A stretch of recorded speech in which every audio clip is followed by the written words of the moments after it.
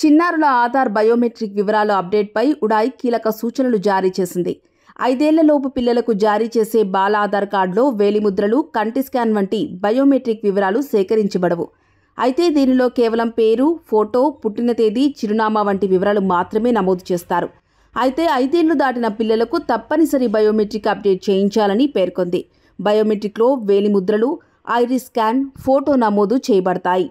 5 నుంచి 7 ఏళ్లలోపు పిల్లలకు ఉచిత అప్డేట్ చేయనుండగా 7 ఏళ్లు దాటిన వారికి మాత్రం ₹100 రుసుముతో అప్డేట్ చేయించుకోవాలని తెలిపింది.